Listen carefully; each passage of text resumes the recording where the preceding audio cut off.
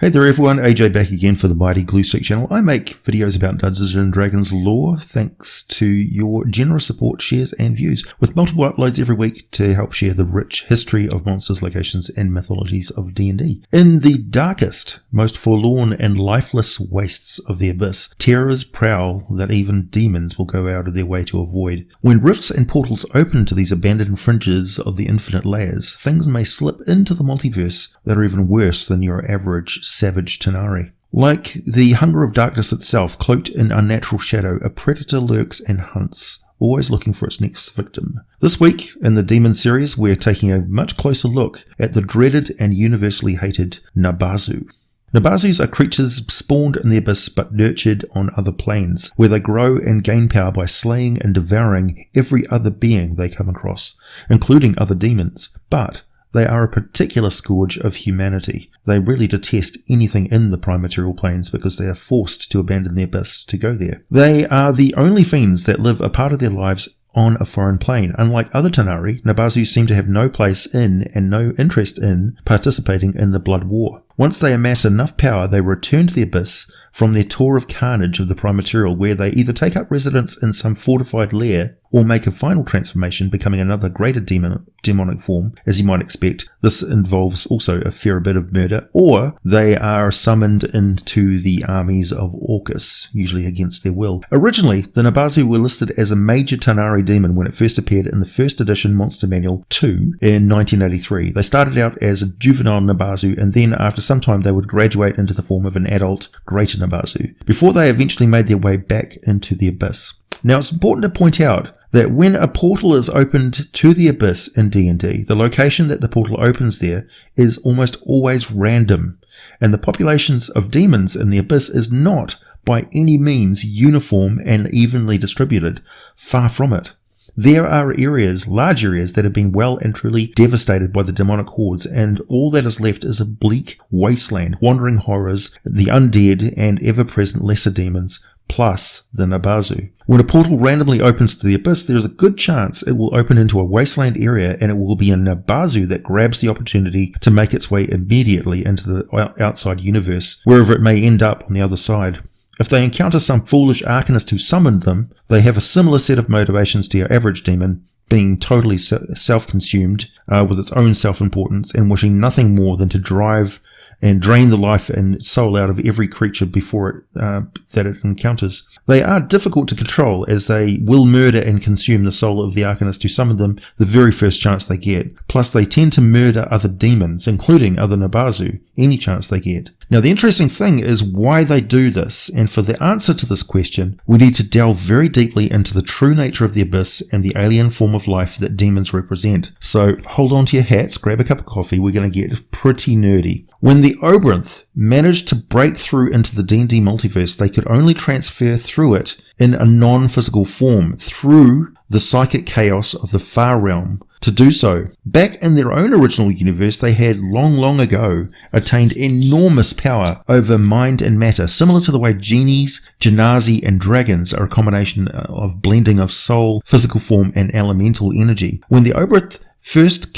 crossed over, however, they were in an entirely new, unfamiliar multiverse with a very different physical and metaphysical lore sets and structures. They just didn't translate very well, and except for the very strongest of them, they came through as a garbled, insane, blended mess of millions of different souls, desperately trying to reattain individuality, even a sense of self, and their own physical form. It is difficult to describe this state of existence other than to imagine some sort of incorporeal, elemental gibbering mouther of titanic proportions pouring into the D&D multiverse like some sort of psychic elemental contamination, a corruption that is not just infectious and working constantly to restructure whatever it infects, warping not just organic matter but also mutating inorganic matter, but also containing a churning chaos of alien elemental souls, desperate and insane, operating on raw, instinctual, predatory survival, and not really understanding much more than this. They are in constant, horrific torment. They must find some way to take individual form, and then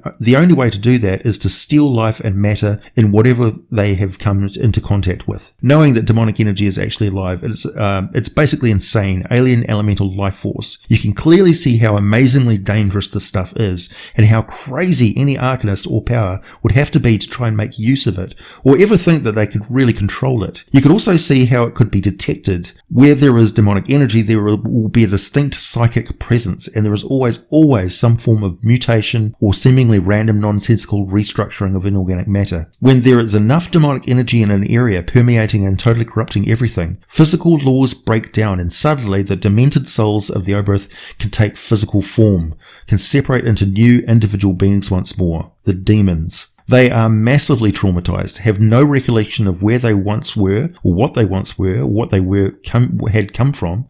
They're obsessed with themselves, of being the one and only, of never returning to the horrific demonic substrate of churning, predatory, demented chaos, where they have to spend every single second, every effort they could possibly produce, in an all-or-nothing fight just to retain any sense of themselves at all. When demons take physical form, there's one thing that they all have in common.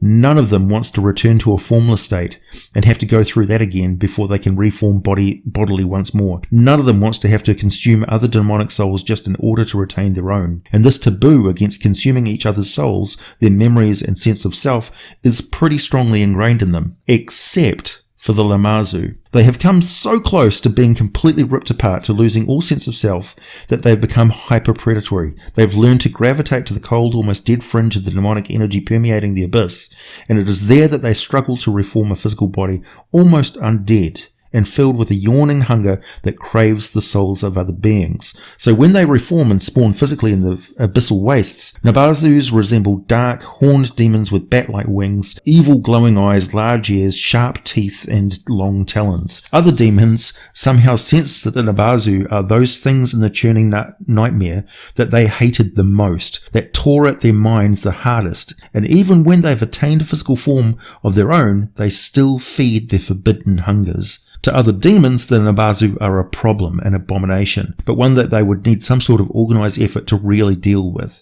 And with the ancient betrayal of the Queen of Chaos, who tore the sense of purpose out of the greatest of the Oberth Lords, Ob, there seems to be no way that this issue will ever be resolved. Perhaps, if things carry on as they are, and the number of Cybriax demons slowly reduces, there may come a time when the spawning of demons slows to a crawl, and they never actually manage to recreate a universe that they have complete dominion over once more.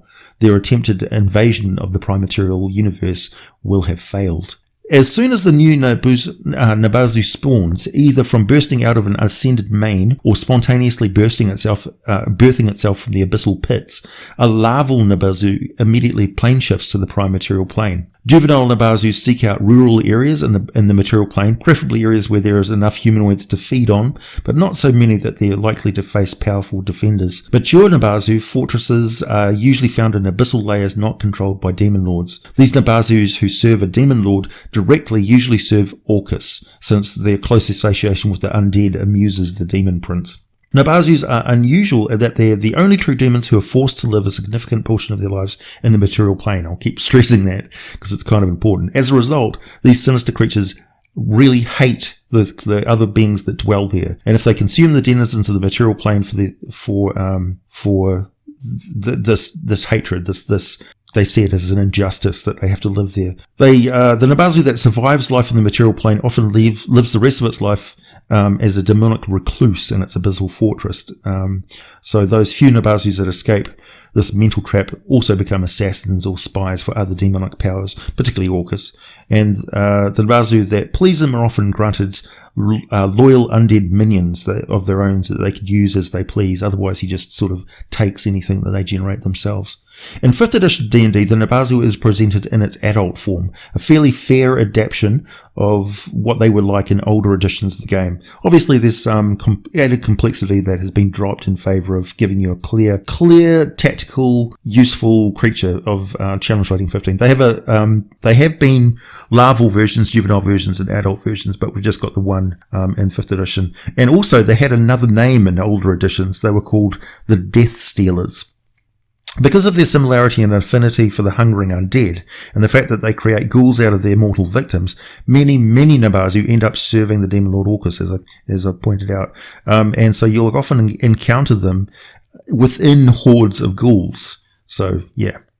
It being Orcus, they really don't have much say in the matter. They either serve him alive, or he will probably arrange for them to be captured, physically destroyed, and their demonic essence trapped in some infernal weapon he then gifts to one of his other minions. An obvious favourite would be a soul-eating blade of some kind. A word to the wise, by the way, don't go around destroying soul-drinking swords. You might just end up releasing a very, very angry Nabassu, 7 feet tall and super lean, predatory, 140 pounds, cloaked in bat wings and supernatural shadows. So, yeah, just be cautious. 5th edition has some very clear and easy to understand rules on temporary hit points, and they are important to refresh before making use of the Nabassu in your game. So we'll go over that, and so you can understand the power of these creatures and why they are a challenge rating 15 monster. Temporary hit points do not stack. You just use the highest number of whatever temporary hit points is available. So let's say, let's take a look at the 5th edition Nabassu found in Mordenkainen's Tome of Foes and what they can do. Then we'll see if there are any additional powers and features you can add to them from older editions of the game to spice them up and still be true to the lore of the game. So I'm not adding anything that doesn't already exist in older editions. They are deceptively tough. They look gaunt and not super strong, but they have an armor class of 18 and an average of 190 hit points. That's their basic starting off hit points. They are fast, with a ground speed of 40 feet and a winged flight speed of 60 feet per round. They are, across the board, possessed of superior physical and mental attributes, with a strength of 22 and intelligence of 14. They don't have any stats below 14, actually, so no obvious weak spots there. They are stealthy in that they create an area of dim light in a 10-foot radius around their body that non-magical light can't penetrate, but a simple light cantrip can do the trick, and they have no particular bonus to stealth, no natural invisibility. Otherwise, they just have a habit of using cover, darkness, and moving very quietly in order to get into a position where they can make full use of their gaze attack before closing into melee combat range. They also fly in and out of close range, retreating and using gaze attacks before leaping back into a savage physical assault and back over and over again. The reason they do this is because they gain temporary hit points and weaken their victims with their gaze attack. This gaze attack is actually increased to 30 foot in 5th edition. That's 10 feet further than it used to be, but they have not included its vampiric link ability. I'll tell you a little bit about that later on. You can also tell how old and advanced a Nabassu is by the intensity of the glow of its eyes and how muscular it is. So in their larval or juvenile state, they have candle glows, sort of glowing eyes, but later on it's a beam that shines brightly like a halogen lamp. The gaze attack has a save difficulty class of 16 using the charisma modifier of the victim, and failure to save will inflict 2d12 damage that reduces the victim's hit point maximum by that same amount, and at the same time provides the same amount of temporary hit points to the Nabassu. Think of this as the Nabassu constantly topping up and leaping back into combat, getting hit back and then leaping away, topping up and then going back into the fray over and over again. It's a simple but devastating tactic. The moment its victim dies from this hit point draining, it immediately transforms into an undead ghoul under the command of the Nabassu that created it. And if there are other victims to be had, the Nabassu will automatically order the ghoul to attack them, hopefully inflicting paralysis from the ghoul's claw attacks. This is a wicked combo. A paralyzed victim is unable to take actions or reactions, automatically fails strength and dexterity-based saving throws, but not, I should point out, charisma-based saving throws, so the gaze attack of the Nabassu doesn't automatically work.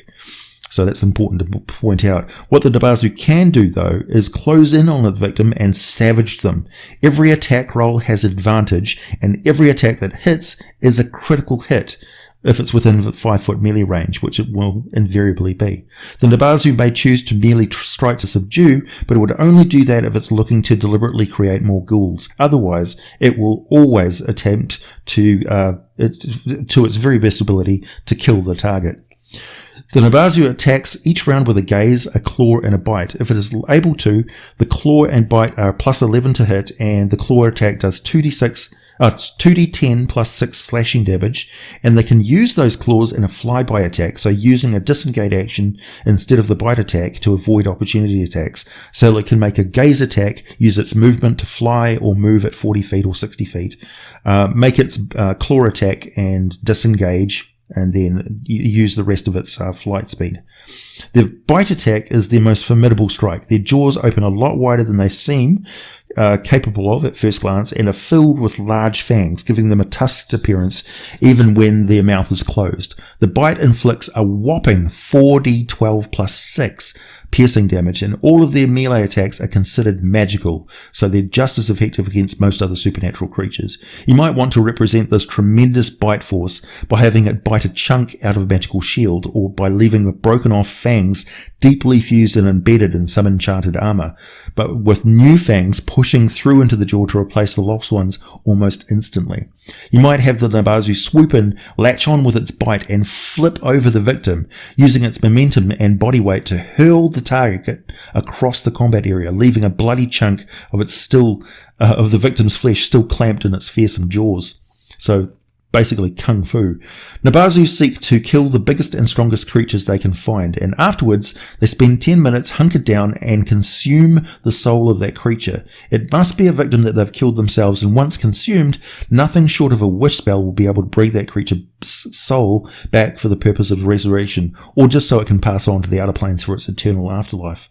The Nabassu gains a number of 8-sided hit dice equal to half the total hit dice of the victim that they once had, which are then rolled and the total added as actual hit dice, actual hit points to the Nabassu, not, I should stress, temporary hit points. This is a very important distinction because actual hit points gained certainly do stack. And this means that the Nabassu can consume victim after victim, each time rolling additional 8-sided hit dice and adding those to its hit point total. And when if that's not even more worrying, is that for every 4 hit dice that it gains this way, its physical damage from bites and claws increases by a 6-sided dice of damage added to every roll. These supercharged benefits last for 6 days.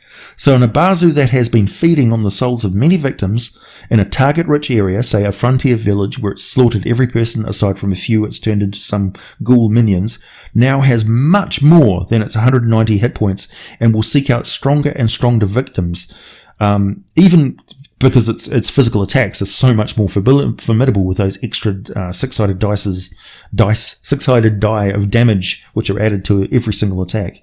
And even with its increased hit point total, it will still use the gaze attack ability to keep bolstering itself with temporary hit points during combat, using that hit and fade gaze and attack tactic. But with its physical strikes, claws and bites greatly increased in their lethal damage dealing capacity, it's a very formidable creature. And to add a little icing on the cake, it also has advantage against all magical spells and effects turned against it. Lovely. If you are lucky, you can encounter a Nabassu before it's had a chance to buff itself up on hit points. You may get to fight it in tight confines and limited cover where it doesn't have the luxury of flying in and out of combat. Plus, you might encounter it before it's created a retinue of ghouls under its control, if you're lucky.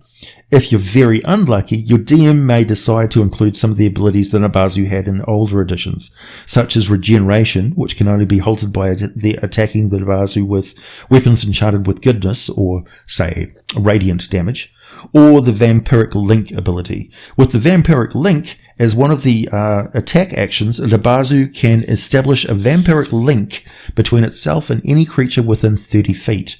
The target creature gets a charisma saving throw, DC is also 16, and if they fail the save, the vampiric link remains in effect until the target moves out of range of 30 feet, or the Nabassu targets a different creature with it. A creature under the effects of the vampiric link finds that whenever they damage the Nabassu, be it with a spell or weapon, they suffer the same amount of damage. Additionally, if the linked creature targets the Nabassu with a spell, the effects of that spell are duplicated and reflected right back at them. Even if the Nabassu makes its saving throw, it's the victim of the vampiric link still has to make a saving throw of their own. So the Nabassu would clearly seek out any spellcaster that it identifies in combat, and definitely establish a vampiric link with them if you include that in the game. Also, in older editions, the Nabassu is a Tanari, so they can attempt to summon other demons once per day, trying for 2d4 Babaus or 1d4 Hezraus, with a 70% chance of success, or 1 Glabrizu with a 30% chance of success. These demons appear within 60 feet, may possibly act as allies of the Nabassu, though it would be very interesting if they were not, and they remain for 1 minute until dismissed or the Nabassu dies. Plus, they can't gate in other demons themselves during that time. And I see no reason why the Nabassu would not attempt to use this ability to summon other demons to kill them and consume their souls. I mean, it would be another reason why the demons absolutely despise them, and it would be a reliable means for the Nabassu to buff itself up, even in an area where there aren't a lot of other living mortal creatures that it can target and consume the souls of. The Nabassu also has the power to summon the undead, up to 3 times per day in older editions. It can choose to summon 2d4 Bodaks, 1d4 Abyssal Ghouls, or a Blood Fiend. Summoned undead appear 1 round after the Nabassu summons them, follow the Nabassu's order explicitly, and remain for a number of rounds equal to the Nabassu's hit dice. Considering the boosting ability of the demon, this could be for quite some time. Because the undead do not have souls, the Nabassu can't feed on them and use them to buff itself up though, so they're really just minions. Also, I should point out that the soul-devouring ability of these demons was a lot more horrific in older editions. The victim was still alive when the Nabassu started to feed on it voraciously, and a significant portion of its body is eaten by the Nabassu, while the remaining portions quickly rot away to a foul-smelling paste. Which is why those it consumes the souls of don't rise up as ghouls afterwards. There's nothing left of them but a revolting slime, so just to clarify, that's why that happens. I should also add a reminder that the Nabassu is an intelligent and cunning creature that has no reason not to make full use of any magical items and resources it steals from its victims or hunts down to and acquires for itself. Their long-term goal is to increase their power before returning to the abyss and secluding themselves away from all other creatures. So feel free to roll up their treasure or select things that they may drop on their demise. And if that includes magical items, weapons, armor, scrolls, and wondrous items, equip the demon with them during the actual fight.